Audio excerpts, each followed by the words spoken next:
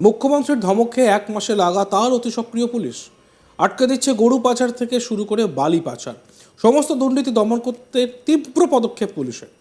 পাচার করার সময় 16টি গরু বাজেয়াপ্ত করল পুলিশ। গাড়ি চালক পলাতক।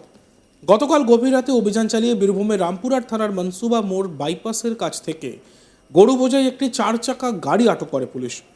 আটক গরুগুলির কোনো বৈধ কাগজপত্র ছিল না, তাই গরুগুলিকে বাজেয়াপ্ত করা হয়। গরু বোঝাই গাড়ির চালক পালিয়ে যায়। অভিযান চালিয়ে বালি বোঝাই 7টি ট্রাক্টর বাজেয়াপ্ত করে পুলিশ। অবৈধভাবে বালি পাচার করার অভিযোগে অপরাধে 2 ট্রাক্টরের চালককে গ্রেপ্তার করা হয়েছে।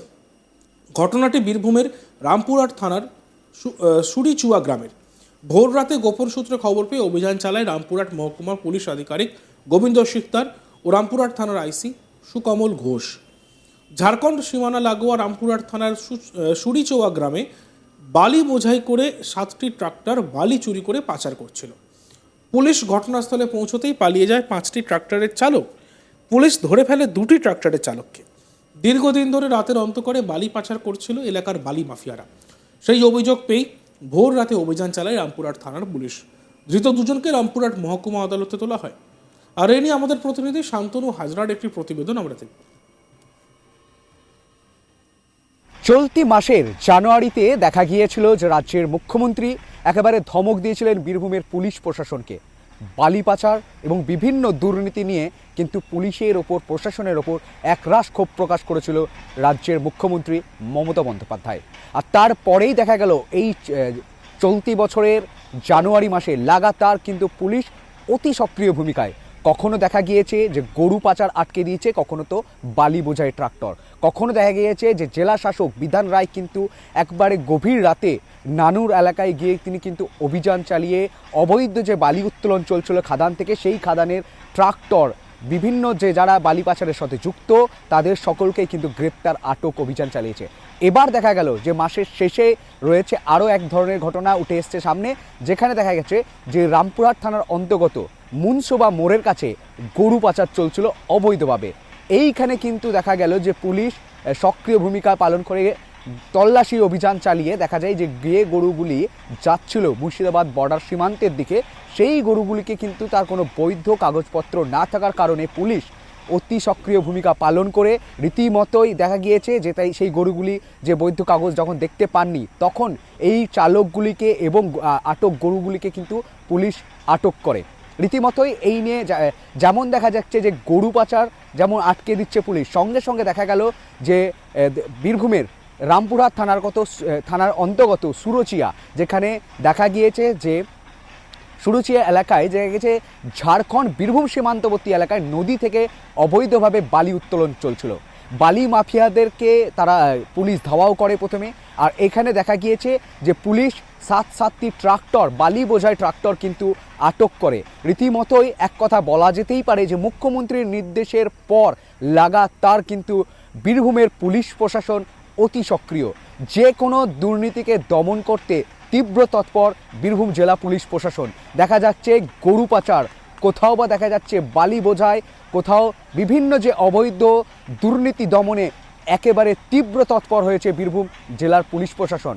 অপরদিকে বীরভূমের এই পুলিশ প্রশাসনের অতি সক্রিয় ভূমিকাকে নিয়েও প্রশ্ন তুলছে বাম, বিজেপি, কংগ্রেস একেধারে। তারা বলছে যে 2026-এর নির্বাচন, রাজ্যে এত দুর্নীতি করে ফেলেছে শাসক দল, সেই দুর্নীতিকে ঢাকতে 26-এর জন্য পুলিশকে অতি সক্রিয় ভূমিকায় পালন করতে বাধ্য করছে মুখ্যমন্ত্রী। তবে এটি লোক দেখানো, সমাজের কোনো উপকৃত হবে না, এমনই বিস্ফোরক অভিযোগ করছে শাসক বিরোধী যে রাজনৈতিক সংগঠনগুলি রয়েছে তারা।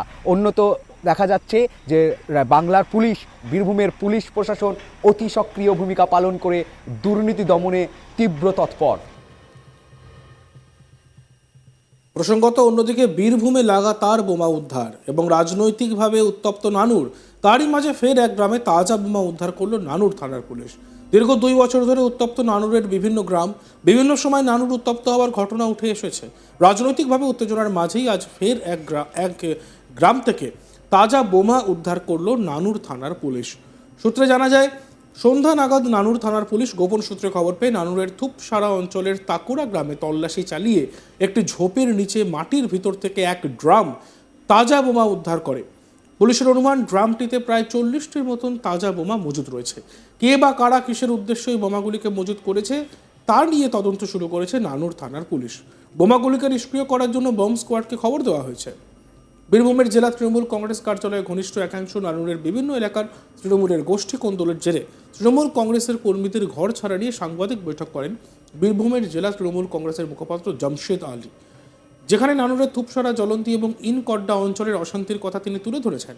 সেই নিয়ে কাজল গোষ্ঠীর লোকের বিরুদ্ধে অভিযোগ ওঠে, তবে সেই অভিযোগ অস্বীকার করে পাল্টে অভিযোগ করেন কাজল গোষ্ঠীর লোকজন। নানুর পুরোপুরিভাবে উত্তপ্ত, মাঝে আবারও এক গ্রাম থেকে তাজা বোমা উদ্ধার করে পুলিশ। আর এই নিয়ে আমাদের প্রতিনিধি শান্তনু হাজরা তিনি একটি প্রতিবেদন পাঠিয়েছিলেন। কি পাঠিয়েছিলেন দেখব। বীরভূম জেলা জুড়ে লাগাতার বোমা উদ্ধার। বীরভূমের নানুর থানার অন্তর্গত সেখানে দেখা গিয়েছে, পুলিশ সূত্রের খবর, সেখানে 60টি বোমা উদ্ধার হয়েছে। অন্যদিকে বীরভূমের দুবরাজপুর থানার অন্তর্গত এলাকায় দেখা গিয়েছে যে 25টি তাজা বোমা উদ্ধার হয়েছে। মোট 65-এর মতো কিন্তু বোমা উদ্ধার হয়েছে। কে বা কারা কেন এভাবে বীরভূমে বিভিন্ন থানা এলাকায়, গ্রামীণ এলাকায় বোমা মজুত করছে তা নিয়ে কিন্তু উঠছে প্রশ্ন। আর এই প্রশ্ন তুলছে শাসক বিরোধী রাজনৈতিক সংগঠনগুলি, বাম, কংগ্রেস, বিজেপি। তাদের দাবি যে সামনেই নির্বাচন আসছে, 2026-এ নির্বাচন, তার আগেই নির্বাচনের আগে বুথ দখল করার জন্য, বিভিন্ন রাজনৈতিক সন্ত্রাস চালানোর জন্য তারা কিন্তু বোমা মজুত করছে। অন্যদিকে আরও বিভিন্ন ধরনের মন্তব্য উঠে আসছে, যেখানে বলছে স্থানীয় সূত্র মারফত যে বালির ঘাট দখল করার জন্য এই ধরনের বোমা মজুত করা রাখে বালি মাফিয়ারা। তবে তারাও কিন্তু তৃণমূল ঘনিষ্ঠ, এমনও বিস্ফোরক মন্তব্য উঠে আসছে। তবে ক্যামেরার সামনে হেন মন্তব্য করতে সকলেই নারাজ। তবে শাসক বিরোধী যে রাজনৈতিক সংগঠনগুলি রয়েছে, বাম, কংগ্রেস, বিজেপি, তারা কিন্তু এইগুলো মন্তব্য করতে পিছুপা হচ্ছে না। দেখা গিয়েছে যে দুবরাজপুর থানার অন্তর্গত একটি নিরাময় টিবি হাসপাতালের চৌবাচ্চা থেকে, পরিত্যক্ত যে টিবি হাসপাতাল, সেই চৌবাচ্চা থেকে একেবারে 25টি তাজা বোমা উদ্ধার করেছে দুবরাজপুর থানার পুলিশ। অন্যদিকে বীরভূমের নানুর এলাকা থেকে, নানুরের একটি গ্রামে, সেই গ্রাম থেকে উদ্ধার হয়েছে প্রায় 1 ড্রাম তাজা বোমা, যার সংখ্যা বলছে পুলিশ 60 পিস, অর্থাৎ 65 পিস কিন্তু তাজা বোমা উদ্ধার হয়েছে। রীতিমতোই দুই থানার পুলিশ, একদিকে নানুর থানা, অন্যদিকে দুবরাজপুর থানা, বীরভূমের যে বম্ব স্কোয়াড রয়েছে সেই বম্ব স্কোয়াডের আধিকারিকদেরকে খবর দেওয়া হয়। বম্ব স্কোয়াডের যে আধিকারিকরা রয়েছে, যে টিম রয়েছে বম্ব স্কোয়াড টিম, সেই বম্ব স্কোয়াড টিম কিন্তু বীরভূম জেলার যে নানুর ও দুবরাজপুর দুই থানার প্রান্তে গিয়ে বমগুলিকে নিষ্ক্রিয় করা হয়। তবে কে বা কারা বোম রাখছে এভাবে বাংলার বীরভূম জেলায়, সেখানে নিয়ে কিন্তু প্রশ্ন উঠছে। তবে পুলিশের তরফ থেকে জানানো হয়েছে এই বিষয়ে তারা সুমুটে একটি মামলা করেছে, যেই মামলার পক্ষ নিয়ে তারা কিন্তু বিভিন্ন এলাকায় ছানবিন চালাচ্ছে, তল্লাশি চালাচ্ছে। কে বা কারা, কেন, কোন কারণে এই বোমা মজুত করেছিল, কেনই বা বোমা মজুত থাকছে, কেন বা বীরভূমের লাগাতার বোমা উদ্ধার হচ্ছে। এর আগেও দেখা গিয়েছিল যে বীরভূমের লাভপুর থানার অন্তর্গত একটি গ্রাম থেকে কিন্তু বোমা উদ্ধার হয়েছিল। তার ক্ষেতের জমি থেকে, আলু ক্ষেতের যে চাষ জমি, সেই জমি থেকে বোমা উদ্ধার। এবার দেখা গেল বিভিন্ন পরিত্যক্ত চৌবাচ্চা, সেইখান থেকে বোমা উদ্ধার। অন্যদিকে দেখা গেল একটি গ্রামের প্রত্যন্ত পরিত্যক্ত এলাকা থেকে বোমা উদ্ধার। একেবারে বীরভূম না বোমাভূম, এমনই প্রশ্ন তুলছে শাসক বিরোধী রাজনৈতিক সংগঠনগুলি। কেন, কে বা কারা এভাবে বোমা মজুত করছে তা নিয়ে কিন্তু লাগাতার প্রশ্ন তীর ছুটছে পুলিশের দিকে। অন্যদিকে পুলিশ অতি সক্রিয় ভূমিকা পালনের যে দাবি উঠছে বা যে কর্ম দেখা যাচ্ছে, কিন্তু বোমা উদ্ধার ঘটনাকে কেন্দ্র করে বীরভূমের রাজনৈতিক সংগঠনগুলি, বিশেষ করে যে বিরোধী রাজনৈতিক সংগঠনগুলো রয়েছে, তারা কিন্তু শাসক দলের পুলিশের দিকেই আঙুল তুলছে। দেখতে থাকুন আজ তাক বাংলা। আমাদের ভিডিওসগুলি ভালো লাগলে লাইক করবেন, কমেন্টস করবেন, শেয়ার করবেন। চ্যানেলটিকে সাবস্ক্রাইব করতে ভুলবেন না।